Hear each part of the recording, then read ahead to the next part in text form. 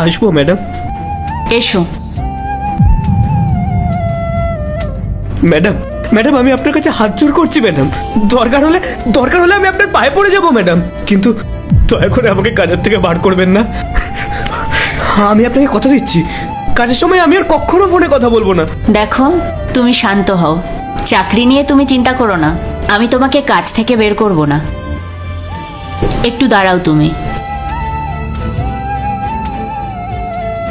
ওটা ভেতরে নিয়ে আসো।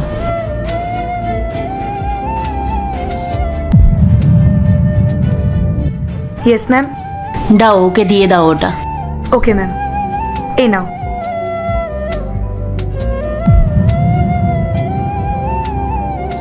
Madam jacket?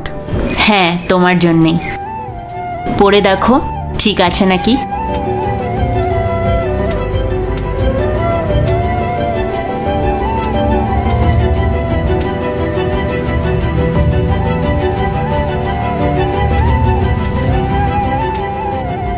কিন্তু ম্যাডাম এই জ্যাকেটটা আপনি আমাকে কেন দিচ্ছেন?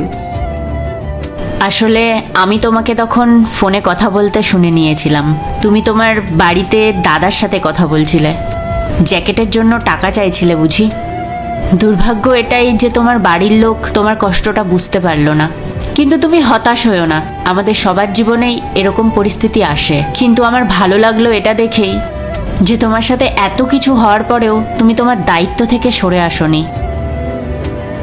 এত সামান্য একটা কাজ করেও তুমি তোমার বাবা মার জন্য চিকিৎসার টাকা দিচ্ছ।